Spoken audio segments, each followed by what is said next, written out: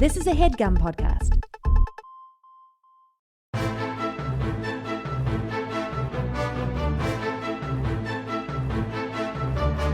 Hello and welcome to The Complete Guide to Everything, a podcast about everything. I am one of your hosts, Tom. And I'm Tim. Tim, how are you doing this week? Tom, I think I'm a ticking time bomb right now. Oh, that's like a falling down type situation.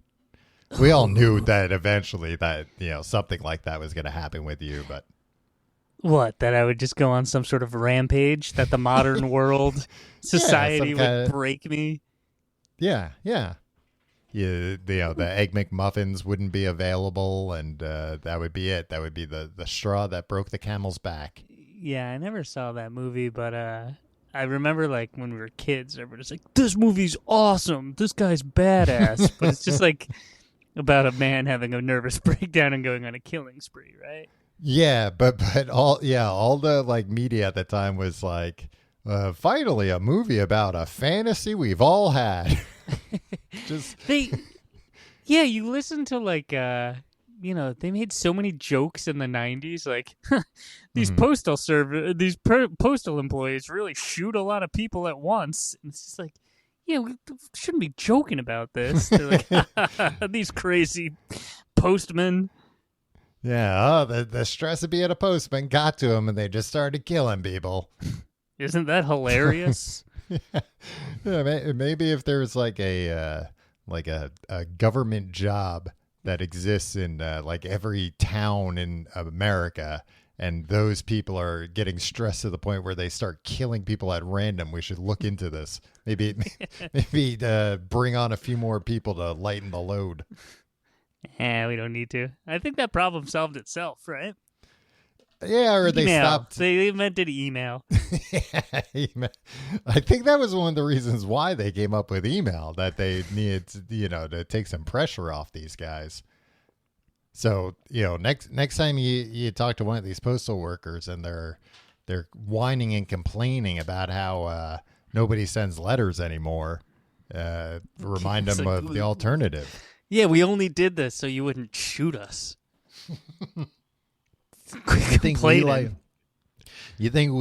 like getting our mail electronically instead of the excitement of opening up the mailbox and seeing a letter in there?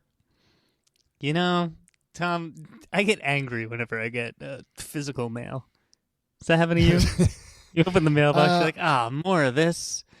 I get angry if it's like junk mail.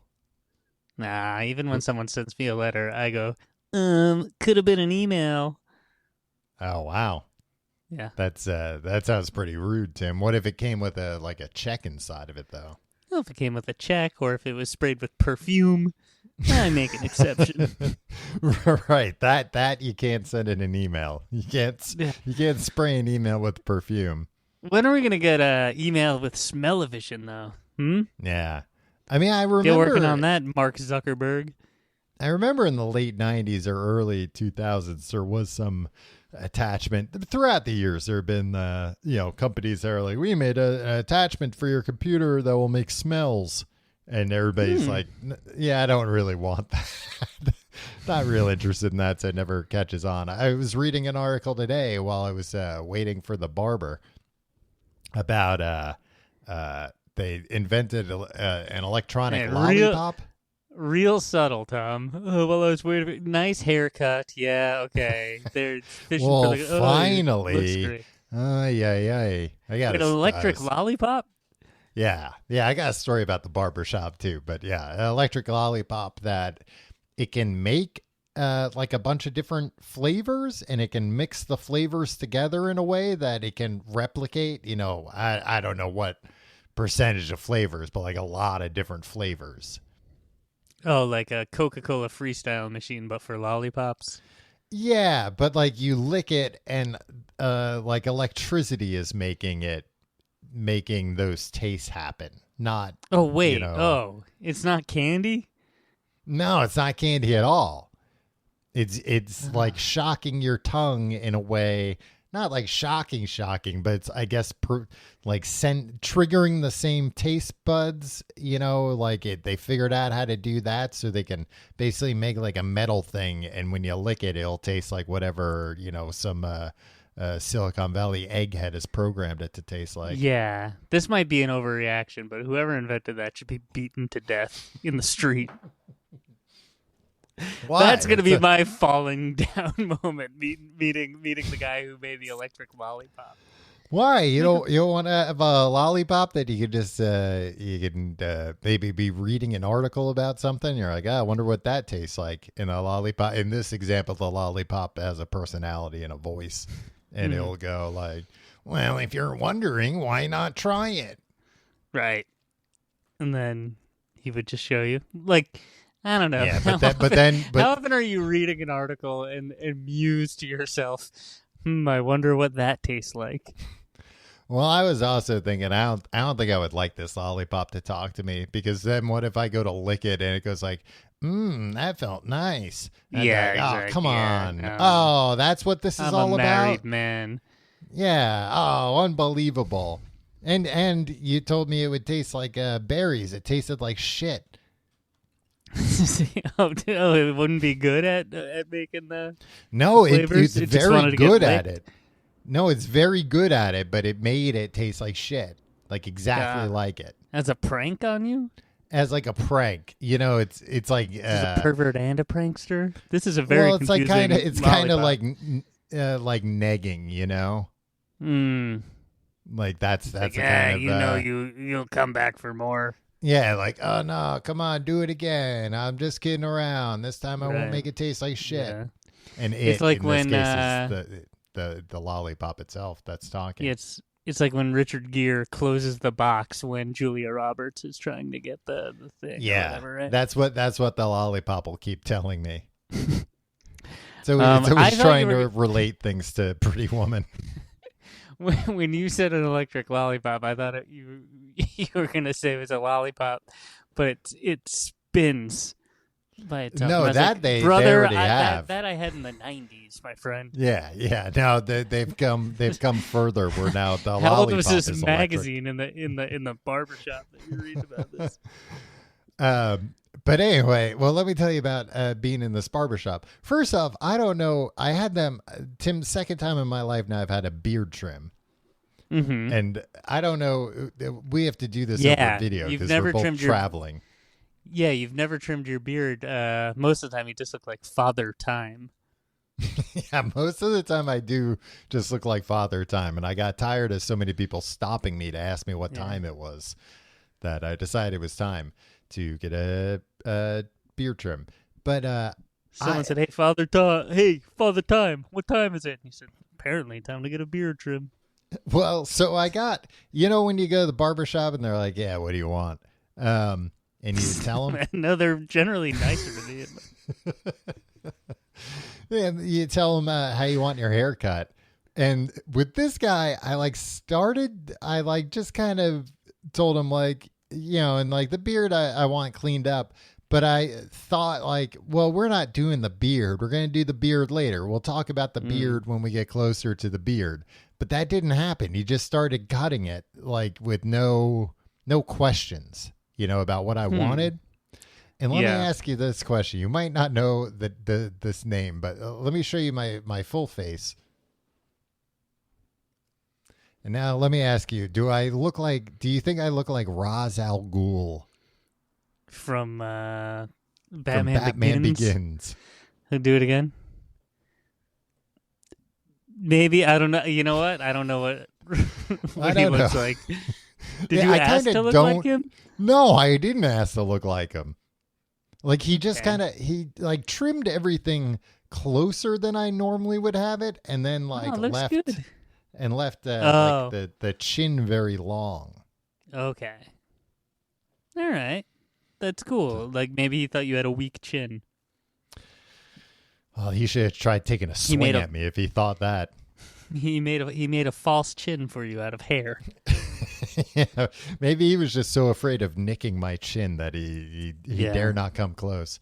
But anyway, as I was getting my haircut, I could hear it's like a narrow barber shop, and they usually have the door open, but I was like all the way in the back, Right. and which I always say, I'm always like, no, put me near the mirror. It'll bring in more customers when they see how nice of a job you've done on me. Right. Ooh, look at But, that handsome man. He looks just like that Ra's al Ghul from Batman Begins. from cinema. Yeah.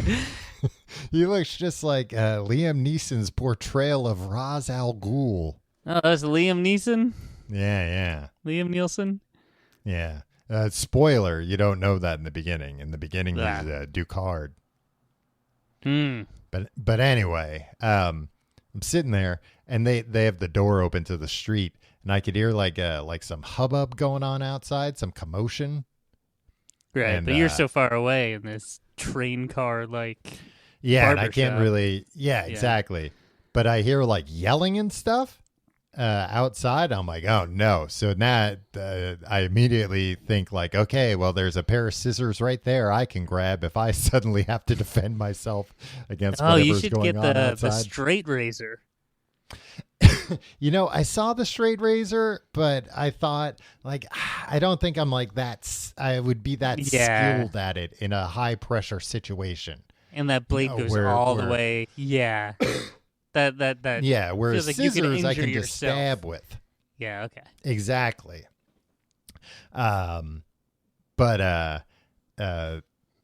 Then like everybody's looking at what's going on outside, and then a guy like one of the barbers goes outside, and he's like kind of yelling at a guy, and then that guy comes in the store in the barbershop. Oh no. But exactly. But he's not like irate, really, or he's not mad at anyone in the barbershop. And he just goes like, no, you don't understand. That woman is a murderer. And Whoa. yeah, and everybody at the barbershop's got like, huh? And he's like, she has killed 3 cats, 2 lizards, and 1 bird. And the guy's like, what are you talking about? And it sounded like maybe this was like, you know, a sick woman like that killed animals or something. But the guy's like, the barber is like, okay, I don't care though. Like, you can't be like chasing a woman down the street, screaming at her when she's yelling for help. And he goes like, that woman tries to make herself look like prey, but make no mistake, she's a predator. I like this guy's And he poetic was style. saying, Yeah. he was saying everything like, yeah, in this very dramatic way. And then he leaves. Were like, you on his side at this point? I was like still just trying to figure out what the hell's going on. I did not see the other woman or not other woman, the woman at all that he was chasing. Mm-hmm. But then like 20 minutes later he comes back and he's talking to the barber, and like he has this attitude where he's basically like, hey man, I just wanted to come back and say thank you for what you did back there, even though you were wrong and you didn't understand the situation at all. From where you're coming from, I could see why you did it, and there's no hard feelings from me about it. And the other guy, the barber, goes like, what? No, I don't care about that. You don't yell at women in the street. Don't come back in here. And just throws him out. I don't know. But it was such a weird the like, I don't even know what it was that the guy had. The way he was like, sir, I know you probably feel pretty bad about getting upset at me for yelling at a woman before you knew with absolutely zero evidence, just based on my word that she's a murderer, and I've come back to make sure you can sleep well tonight. I've forgiven you. Yeah, but he did have a fun way of phrasing things. That should count for something. I mean, it should count for something. I mean, there's a 50-50 chance that he was a crazy person and making all this up. But, yeah, I mean, he kept things lively. He Made me have to think about what weapons I could grab in a short amount of time in a barbershop. And to be honest, I was spoiled for choice.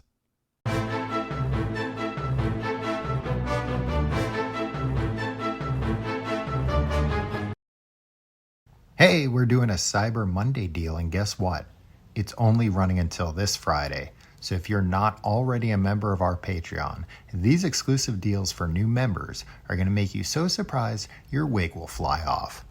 So head over to patreon.com/complete guide and use offer code TURKEY for an additional 20% off an already discounted 1-year membership. Or if you just want to try it out, use code GRAVY for a whopping 50% off your first month. That's code TURKEY for 20% off for a year and code GRAVY for 50% off your first month. Patreon.com/complete guide. These codes will only work for this week up until sometime Friday. So don't dilly-dally. It's patreon.com/complete guide. Offer code TURKEY, 20% off a year. Offer code GRAVY, 50% off your first month. Thanks, guys. Ho, ho, ho, Tom. Uh-huh. That's what me, you got. Saint Nicolas. Tim, we have no historical evidence that Saint Nicholas ever said ho, ho, ho. Yes, but we don't have any evidence disproving that he ever said ho, ho, ho. Oh, that's true. Yeah, we don't have accurate transcripts of everything Saint Nicholas ever said. In fact, I think we only have like maybe a handful of things that he's said. Yeah. This week we're not talking about Santa Claus. Because that would be fun. We're talking about this. We're talking about saints. Yeah, Tim, I've been saying for years I want this podcast to be more like a catechism class. Yeah. And finally we're here. Yeah. I wanted to talk about the original guy. You know, I'm not clear on exactly what a saint is.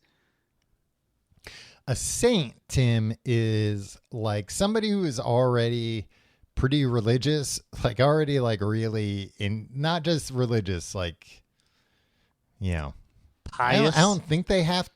I don't know if they have to have had like a title. In this case, Saint Nicholas was a bishop first. Right. But I don't know if you necessarily have to be a member of the cloth. I don't think so. Yeah, no, because they made a gamer. Saint Yeah, exactly. Yeah, and I don't think he had any credentials outside of maybe being an altar boy or something like that. Yeah. So, but I know it has to do with... Go ahead. Go ahead. So you can be like a regular guy hanging around. Uh-huh. And then afterwards, after you die, they're like, okay, this guy was like really good, so we're going to give him powers now? No, you also need to have performed miracles. Okay. Like what kind of what did the gamer do? Should we just make this episode about the gamer saint? No, because I don't really know that much about the gamer saint. I don't know what he did to become a saint. I don't know if it was like some kind of epic speed run nobody had ever done before, and that they thought was impossible without God's help. Yeah, the Pope thought it was impossible. He's like, "Oh, Dios mío, you did it." Yeah. I'm looking at it. You have to live a life of heroic virtue. Okay. All right. Check. So check. In my case, check on the first one. Die in a state of grace. The process generally begins only after the individual dies. I'm just laughing because I can't imagine I'm going to die in a state of grace. Yeah, no. If I had to imagine your crime, your death scene, I'm imagining a very chaotic crime scene. involving a hasty last minute execution. So you have to, you have to have already presumably gone to heaven. I think that's what they mean by a state of grace. Like you have to be in good standing with the church and whatever. Local veneration and investigation. Basically, like, I guess it's usually locals that are like, hey, this guy, he was great. He owns, I don't know, local pizza parlor, but he was so good to the church and everything, and we love him. So they like start hyping him up. And then a bishop from the diocese where the individual lived or died conducts a prelim investigation into their life, virtues, and reputation for holiness. This individual is then referred to as a servant of God, which I thought all of us were. And then like the Vatican declares heroic virtue. Like they decide that. You can't just self-declare, I guess. And then... well, you're dead at this point. Yeah, that's true. First miracle. This is when beatification happens. A miracle, usually beatification. A miracle, usually a medically inexplicable healing attributed to the person's intercession, must be verified. So basically, it's like somebody has to have prayed to this person. The chips were down, and everybody thought they were done for, but then they prayed to the gamer saint. And they, the next morning jumped out of bed and they were fine. Then okay, here's what I'm asking. Hold on. Just to tick that box, Tom. Anybody listening to this podcast, if you're going through some tough times, pray to me. And pray to me often. And if your hard times get better, write in and let me know. And don't just write to me, write to the bishop. And that way, the miracle can be... You see the bishop, of course. All right, so, okay. A lot of people in their correspondence to us already CC their local bishop. Yeah. CC the Pope, too. BCC the Pope. Yeah, why not? Yeah, we don't want the Pope getting reply at all, because then he'll put the kibosh on the beatification process. Yeah, well, yeah, I think if he probably has some kind of veto power if he really doesn't want somebody to become a saint. Yeah. But I feel like that mean Pope still maintains that veto power, even though he's not. Do you think that was part of his negotiation? That would be mine. He's dead now, right? He died finally? Did he? I think so, but I'm not real sure. He might be still Pope alive. Alive? I don't know if this. Let's see. Mean Pope alive? Nah, it didn't work. No. Yeah, Google's went in to the shit. Vatican's pocket. They don't. Google doesn't want to label anyone as the mean Pope. Yeah. But it does seem like becoming a saint, not to disparage anybody who, performed miracles and became a saint, but it also seems like it's kind of a numbers game, Like, yeah. I'm sure there are some where it's like only 2 people prayed to him and they both got their wishes fulfilled. Wow. But then some, it's like, I don't know. What if somebody's like very famous and millions of people are praying to him? Like statistically, 2, seeming miracles could happen. That's what I'm saying. The millions of people. That's why I wanna get on the board. Well, we'll put all this in our letter. Pope Benedict did not live to see 2023. Oh, okay. So he died in 2022 is what you're saying. Yeah, but guess when? I'll give you a hint. He came New Year's so Eve? close to seeing 2023. Yeah. Wow. Which, now that I think about it, I think that might have been when Betty White died. Yeah, I think it was right around. Nah, she died like a few days before, I want to say. Did she? We'll find out. Oh, she died in 2021. Yeah. She never lived to see 2022. But she died on New Year's Eve, Tom, exactly 1 year before the mean Pope. You hate to see the mean Pope outlive a golden girl. You do outlive all of them, I guess. Yeah, which he said he would do one day. I know. He said when he became the Pope. So by the powers invested I don't know what in he me, had against I those will outlive ladies. all the golden girls. He said that all the time, too. Yeah, it's very, very odd. Something personal between the two of them. Tim, do you want to know what Saint Nicholas did to become a saint? Yeah. Now, keep in mind, Saint Nicholas. Mm-hmm. He lived from the year 270 to the year 343. Yeah. But like, just for context, this was a long what time is ago. now, in what is now Turkey was where he lived. He was a Christian bishop. Okay.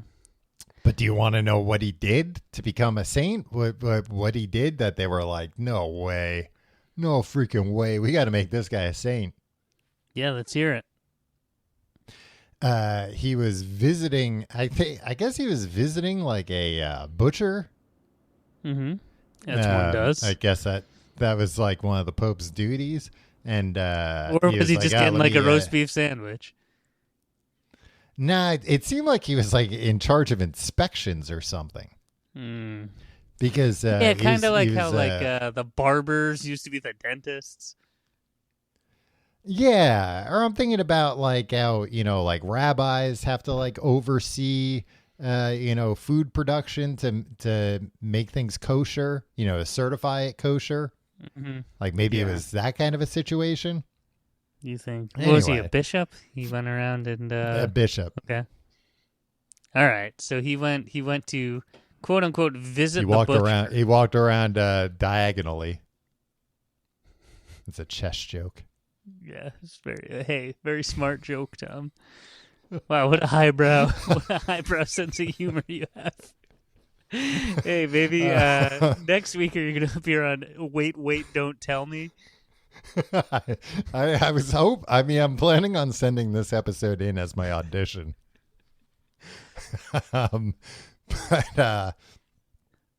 But for one reason or another, look, we don't know what was going on. We don't know what kind of things happened back then. He was snooping around. He was snooping around in all the guys' barrels at this butcher shop. And he opened up one of the barrels, and inside of it, this son of a bitch, this butcher, he had chopped up 3 children and pickled them inside a barrel with plans on selling them as ham. My God. Because like there was a famine at the time. Not that that's an excuse. Not that I'm making excuses for this guy. Yeah, this is a sad story, Tom. Unless no, it's not a sad story, Nicholas... Tim. Saint Nicholas brought him back to life. The pickled kids?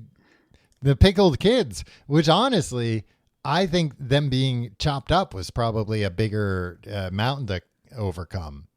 Yeah, because the pickling, I feel like, that's preserving them in some way. So the pickling, if anything, the pickling's what saved them. Yeah. But he put these 3 kids back together, and but no word on like if he then like kicked this guy's ass or anything for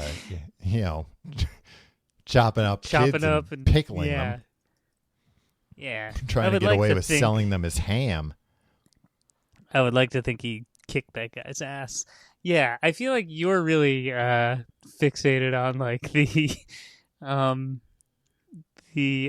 like Consumer Reports or the Better Business Bureau situation of like, that's not actually ham. I ordered a ham sandwich. You know what I mean? We're like, that's not. Well, I think it's messed up. I don't think it's like he was trying to pass it off as ham. What about these people who wanted ham? Well, I know. I'm just saying if he had up on the board, pickled children, then I'd be like, all right, people are knowing what they're getting.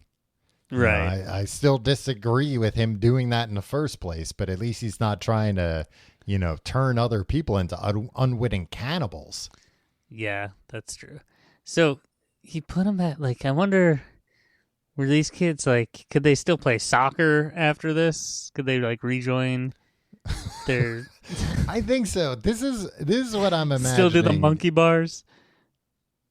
I think it was, like probably a very magical situation where like open it up, saw what was inside, was like, oh my God, put the lid back on, and then was like, all right, God, please turn these kids back into regular kids. And they open it back up and they were together again. And they're like, oh, get us out of there, mister. Why'd you lock us in there? He's like, no, it wasn't me. It was the butcher. All right. So he saved those kids. All right. He's based. He earned his, that So that's alone, I think, earns his sainthood, as far as I'm concerned. Well, and I believe he's, how like everybody's like a saint of like a million things nowadays.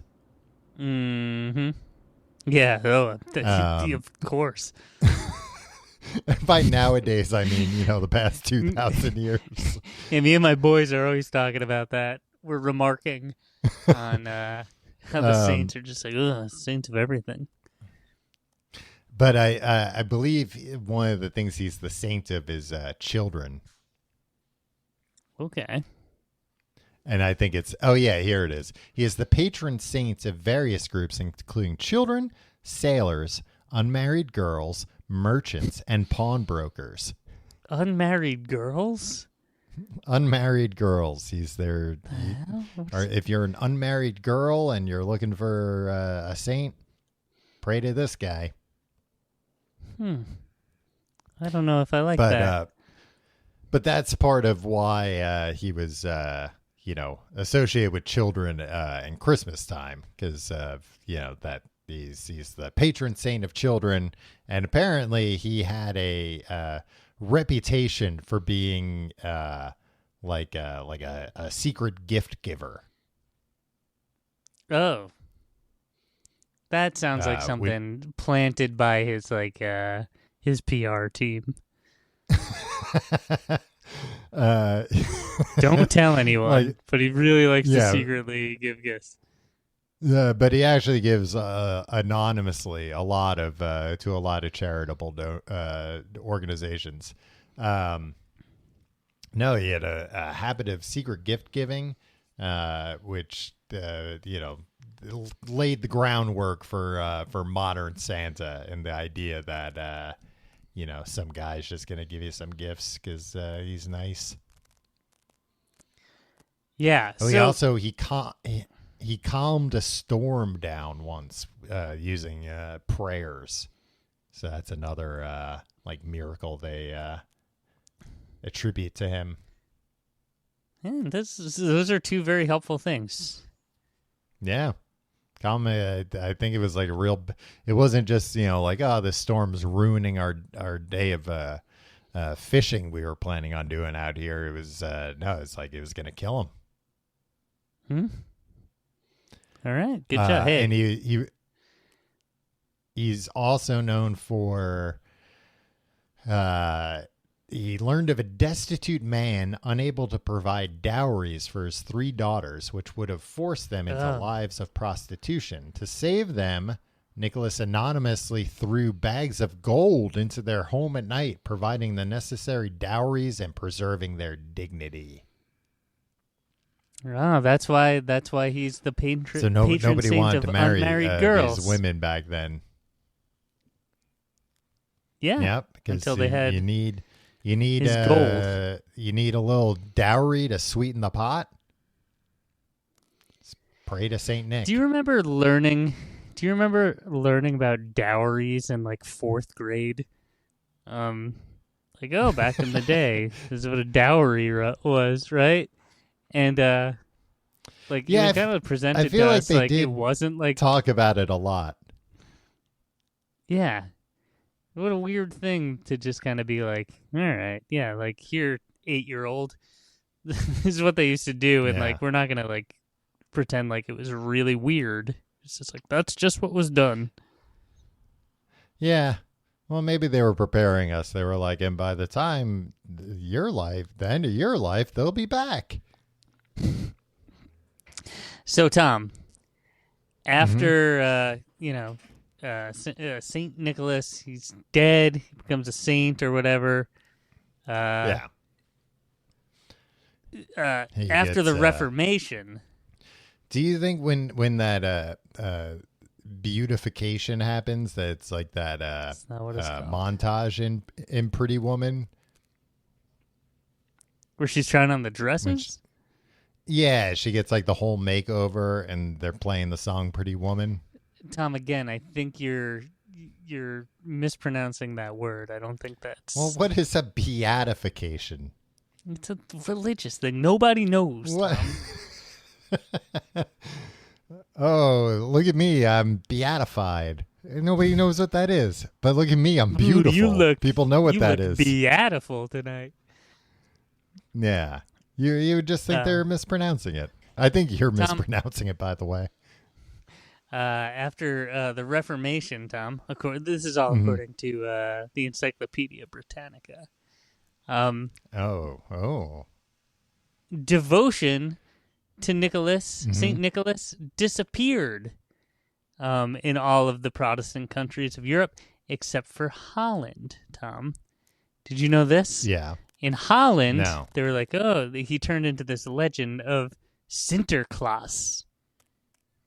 And that is kind of, according to Britannica, a Dutch variant of the name Saint Nicholas, Sinterklaas. So Santa then Claus. the Dutch go over to New Amsterdam. Perhaps you're familiar with it, Tom. I'm more familiar with its current name. Yeah, New no, York. I still refer to it as New Amsterdam. I'm not a transplant like you. Right. Well, you're always telling me that your family's been here since the Mayflower, and that entitles you to certain things I'm not entitled to. All right. And so in New York City, they were all talking about Sinterklaas. And then they were just like, actually, we're in America now. Let's call him Santa Claus. Yeah. And Good call. his legend of a kindly old man was united with the Nordic folk tales of a magician who punished naughty children and rewarded good children with presents. And then everybody was talking about that and thinking about that, and then magic happened, and who materialized at the North Pole? But the real Santa Claus. The real Santa Claus. Wow. Tom. Yeah. Holy And hell. that's how- I didn't find any of this in my research. And that's where Santa Claus got his sleigh. Oh, they also thought about a sleigh. They were like, They and got God him was like, a sleigh. yeah, everybody, the power of magical thinking got him a sleigh. And then God said, you know what, I'll give you an assist. I'll make the sleigh fly. Wow. Yeah. Yeah, you can't beat that. Pretty good deal.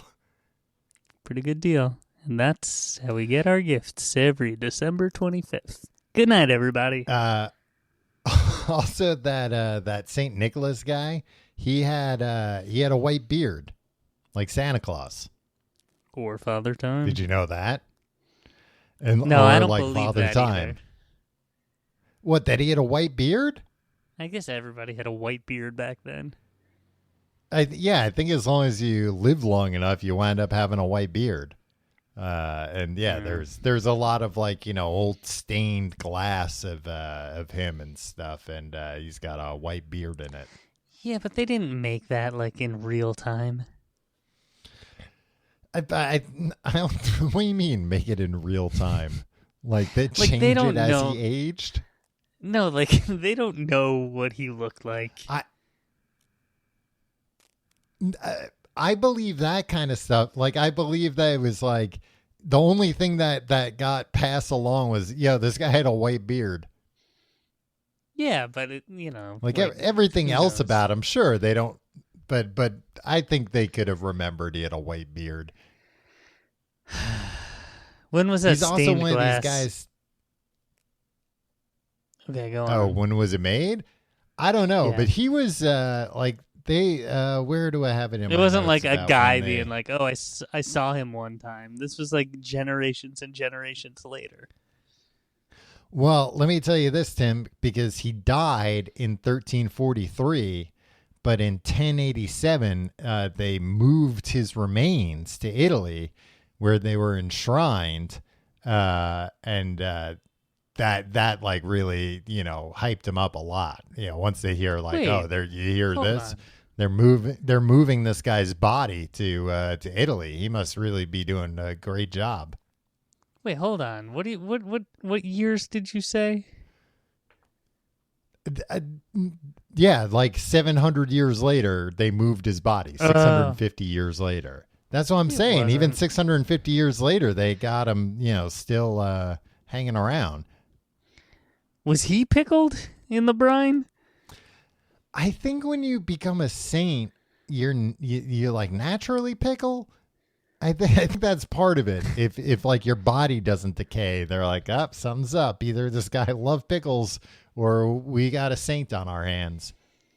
Yeah, but it can't be in every case because they made Mother Teresa a saint, right? And you saw pictures of her. She was decaying while she was still alive. Right, but I think as soon as she died, maybe she immediately stopped. Hmm. Food for thought. Um, well, so they had him in a tomb. Where was this? This is in Myra. So this is the original place where he was entombed. His tomb was said to exude a sweet-smelling liquid called manna, believed to have healing properties, attracting pilgrims from various regions. Now, I don't know what they did with this. I don't know if they ate it, if they just smeared it on things. But, I mean, that Maybe they just just kind of smelled sounds it. like dead guy juice leaking out of a tomb. Yeah, but it smelled good. Yeah, They it said. smelled good, but like, yeah, or that it was sweet smelling. Yeah, I mean, I don't think dead guy juice generally smells sweet. Yeah, but like maybe it does if it like if it's like 100 years, 200 years, maybe then it starts smelling different. I don't know. I just don't know how much dead guy juice you have in you 200 years later, Tom. I mean that's also very true. So that's a point towards maybe this just being like secret, manna from God. Hmm. I mean, I guess like if you're a saint and you're up there, like you got God's ear, right? But like, Yeah. at the end of the day, he's making the big decisions. He's making the big calls. Because I would A lot of think if people I were say I Saint have Nicholas, God's eyes. They see a picture of. oh no, They- Tim, are you having a they- psychotic break? They look into my eyes and they remind people of the beautiful eyes of God. Oh God, wow. I'm surprised you meet that many people who claim to have looked into the eyes of God before meeting Well, it you might as be well. from just classic works of art in which God is depicted. Where God is depicted just looking straight out. He's one of those one of those He's gonna paintings have where the eyes. eyes follow you around the room. No, Tom. Paint God like he's gonna have eyes. Yeah, but usually he's like I'm thinking of what's the Michelangelo The Sistine one Chapel. where, Yeah, exactly. yeah. You see his No, eyes. but you're only seeing him in profile. I feel like most of the time that you're seeing God in a painting is in profile, maybe. I don't know that you have the evidence for that. You're just jealous. A master's degree in art history, Tim. How about that? You? Yeah, me. I forgot about that. You didn't. Yeah, you didn't notice, but I was very busy there for a few years. But my sorry, point. I'm looking up pictures of God now. To see if they look like you. Yeah, But I'm just just saying. his eyes. Look, I've been told that. I'm just saying that, like, I get it. You don't, you can't tell God how to do his job. But if you're Saint Nicholas and God's like, let me run something by you. I'm thinking about making some like mana available, some mana that is, will heal ailments. I'm thinking about the way I'm going to distribute it is I'm going to have your tomb leak. I'm going to leak it out of your tomb. I'd be like, isn't there maybe like a nice like natural spring you could use or something, God? Because I just don't know how eager people are going to be to eat something that's come out of a tomb. But it's sweet smelling, Tom. People are a sucker for sweet smelling anything. Yeah, people are a sucker for sweet smelling anything. Tim, can I tell you, this is slightly off topic, but can I tell you about this this review for a pen I read that made me so mad I thought I was going to go postal? A review for a pen? What are you reading a pen review? Where did you read a review of a pen? On that? No, not like in a like a magazine or something. On Amazon.com. Okay. Also, like, Tom, life's too short to be like, oh, I need to read reviews of a pen. Just buy a Bic, my friend. No, this was somebody had, first off, Tim, that's a horrible way to go through life. Thinking like that. You gotta live it up. You dictate everything to your personal assistant. You haven't written anything down in years. No, I forget. It was somebody was like talking about a pen. I think somebody was talking about a pen in an interview I was reading in. I think it was a pen aficionado and Penn and Teller magazine. And that reminds me, I got something to tell you about Penn in a minute. Penn Jillette? Penn Jillette. What other pen? No, pen and paper. Well, all right, get to this review of a pen. So I'm somebody was saying this is like a great pen, so I look it up on Amazon. I'm thinking about trying it out for myself. And Tim, as a left-handed person, you have to make sure a pen's okay, right? Mm-hmm. You're a lefty. It's not going to smudge as you drag your hand across the paper. It's not going to smudge. That's the big thing that, when you're writing left-handed, your hand's going right over what you just wrote. It's awful. So it smudges. Maybe if you write... that's why Japanese, stick they with write Bic. Right to left? Yeah. Yeah. Yeah, I mean, Hebrew. And that's the thing. Bic's pretty Hebrew. These are if you're a lefty, you got it made in the shade, writing those languages. But anyway, so I'm curious, like basically does the ink smear? So I just, you can search reviews. So I just search reviews for left-handed, and this review comes up, or a question. It was like the question and answer section of Amazon, which is great too. I don't know if you ever look at these, because I guess they like prompt people often. Like, if you bought something, they'll like prompt you with a question about it that people might have. So a lot of times you'll come across answers that are just, I don't know. I just bought this thing. from people that think they have to answer these. Yeah. You participate in a lot of things that I don't understand why that anybody would participate in. You're reading reviews and Q&As about pens. I'm not, if you listen, I'm not reading the whole thing.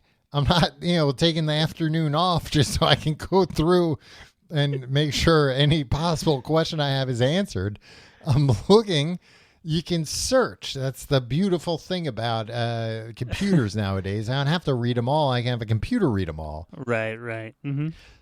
So I just searched for left-handed, and I found a question where somebody says, like, "Hey, is this a pen that a left-handed person can use?" And the answer was just something along the lines of like, yeah, buddy, pens work with both hands. And I was so fucking mad. Because it's like, yeah, oh boy, I'm getting mad just thinking about it again. If you don't know if you don't understand why somebody's asking that question, butt out. Stay out of it. Well, let a left-handed person answer it. Yeah, not to defend this person, because I believe I agree that's obnoxious. Like, if you're not thinking that, like, oh, there's an extra consideration that left-hand, like, Tom, people don't know your struggle. People don't know my struggle. The right-handed people, they're not even contemplating, all the hardships we've had to deal with, Tom, you and I. Yeah. Often called the largest unorganized minority group in the world. Yeah, Lefties. Exactly. It's tough for us out there, but I could see it's very tough. Not contemplating that, like, oh, the ink might smear or whatever. Like, that does sound like a question asked by the biggest idiot in the world. Can left-handed people use this pen too? But that's just part of it, Tim. It's, these right-handed people walking around thinking that lefties are idiots and that's why we're asking stupid questions like that. Yeah. Instead of just saying, you know what? I'm not sure why a left-handed person would ask that question. I'll let another left-handed person answer it. Is that so difficult? Right. So I didn't buy the pen. Maybe I have no idea. Ally, Tom. Yeah. No, they weren't being an ally. That's what I'm saying. They were doing the opposite. Well, often I think what we've learned is that a lot of people think they're being allies, and they're actually being counterproductive in many ways. Yeah, he was. Then he went on to talk about, and I think this was maybe what did it. That I was like, oh, I know what kind of guy this guy is. Talking about it's like that old joke about a guy's first day on the job. You tell him, "Okay, you'll get me a left-handed monkey wrench," and the kid will spend all day digging around trying to find it when it doesn't exist. Ha ha ha! And it's like, yeah, I hate those kind. Any kind of prank that's based on like, ha, you didn't know this thing that you're not supposed to know yet. Yeah, some like that hazing level of like, yeah, like, and it's like I went through idiot. it, so It's everybody else has almost, to go through it. Yeah, you idiot! It's almost like you haven't done this job before, moron. It's like, yeah, that's why they're the new guy at the job. Tom, we should find this guy and beat the shit out of him. The guy that wrote this review of the pen. That's what I'm saying, Tim. One day, some barber's going to be stopping me in the street, and I'm going to have to explain, no, you don't understand. He said, yeah, duh, of course left-handed people can use this pen. He acts like he's the prey, but he's the predator. All right, now the Penn Jillette story, please. Penn and Teller. I'm glad you remembered, Tim, because I would have completely forgot. Did you know that Penn Jillette's kind of not a libertarian anymore? Oh, I think I did know this. He just got sick of the bullshit, right? Yeah, I watched an interview with him from a few years ago, and basically he was like, oh, I wasn't aware that most people are libertarians because they're assholes. And he just said that his whole thing was like, like I'm a libertarian, or I was a libertarian because my thing was like, people don't need the government. People are smart. People will do the right thing. People will take care of each other. Everybody needs to be trusted more. We don't need a nanny government. But then he was like, yeah, but now it's just like, I'm a libertarian because I'm selfish, and I just care about myself. And I could give two shits about anybody else. And that's become like a viable political platform to publicly hold. So he's like, yeah, just to be clear, that I'm not that type of person, and that seems to be what libertarianism's become. So I don't consider myself a libertarian anymore. And that's your Penn Jillette minute. Yeah, he's his politics are evolving. Yeah. Well, and he even said, he's like, well, I don't want to point to the old cliche of I didn't leave the movement left me, but that's what happened. I think it was just kind of like, I didn't leave the movement. I didn't understand what the movement was the whole time I was a part of it. Yeah, that's what got me thinking. That was like, all right, I get maybe not seeing things that way, but like this whole time you were publicly like, a libertarian. Did you ever like meet another libertarian and talk with them about why they held those beliefs? Why they were like, yeah, I don't care about anybody else. That's, which like to a certain degree I get if you're like, if you're the type of person that's like, look, I don't want to help society, and in return, I don't expect society to ever help me if I need it. Okay. But nobody's ever going to be like that. No. Tom, we're talking about Saint Nicholas. I just want to talk about, maybe a smaller version. How about the little Saint Nick? Yeah, now what was the deal with Little Saint Nick? Was it just a nickname they had for Saint Nick? No. Or was it a different guy? Well, it was a different guy. It's kind of like the Little Penny to Penny Hardaway. So still voiced by Saint Nicholas. No, Little Penny was voiced by voiced by Penny Hardaway. Chris Rock. Yeah, I forgot about that. I was thinking of Larry Johnson and Grandmama. Grandmama. Yeah, well, Tom, that wasn't just in the voice. I got news for you. Wait, what? He was Grandmama. I know Grandmama played Urkel in a game of one-on-one. I'm not sure who won. I think it was surprising that Urkel was good. Yeah, that sounds like something that they would play up. The Beach Boys. Urkel's in the new Saint Star Nick. Wars. I heard. Yeah. Jaleel White seems like a good man. Yeah, seems like a decent guy.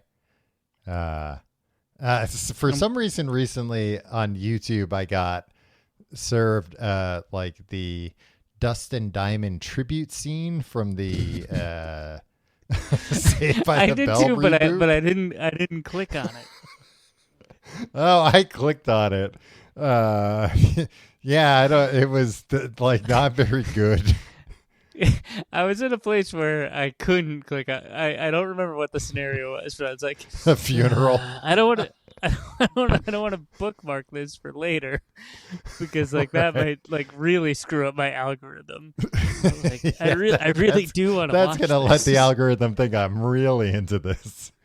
Yeah, where I'm just like very curious about it. So I just gotta wait for it to serve it back up to me because none of those guys liked Dustin Diamond, right? No, and I think it was because I had also watched like a clip from a podcast with Mark Paul Gosselaar where this was after Dustin Diamond's passing, where like Mark Paul Gosselaar seemed like just kind of like I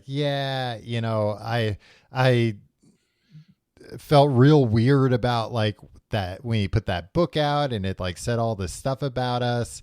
And he was like my recollection is really just honestly, he was like a lot younger than us and just really wasn't like part of the group because like, you know, when you're 16, you don't want to hang out with a 13-year-old.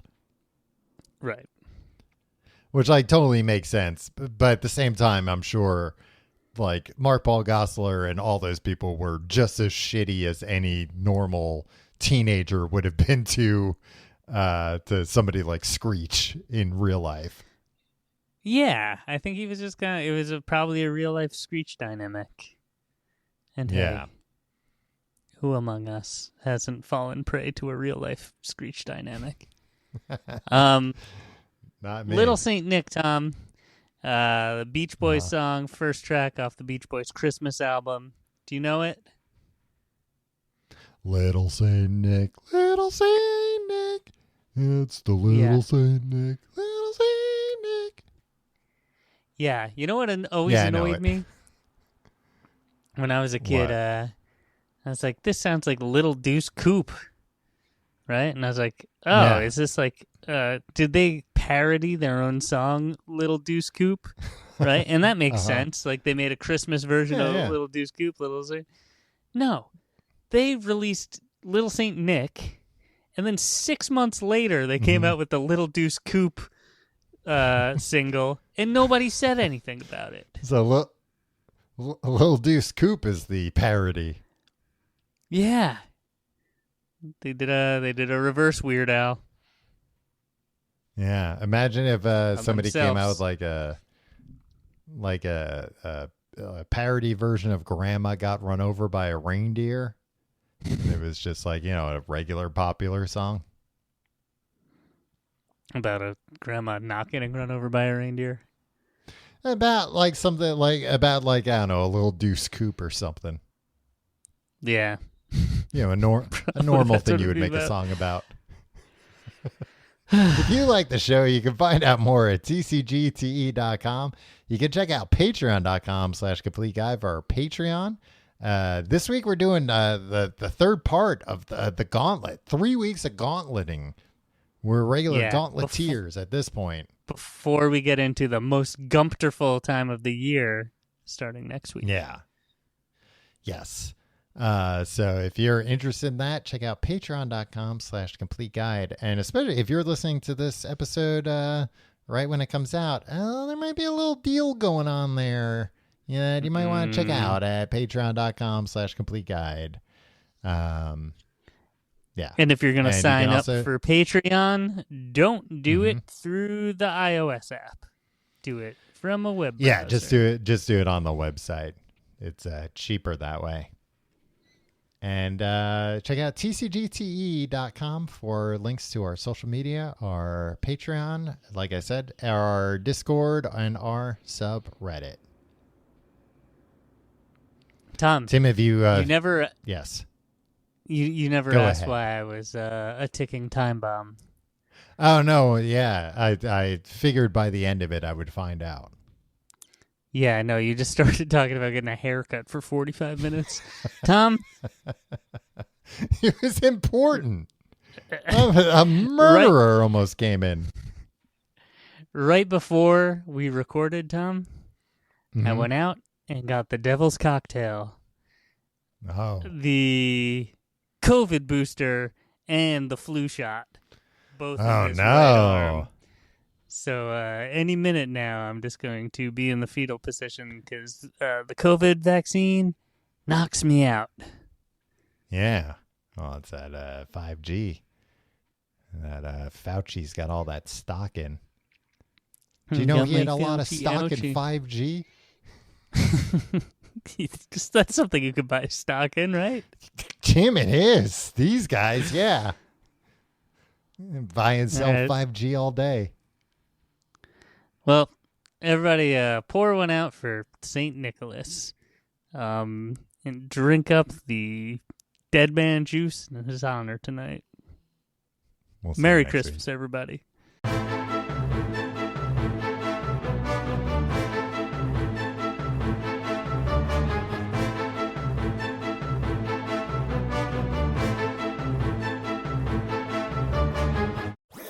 That was a HeadGum podcast.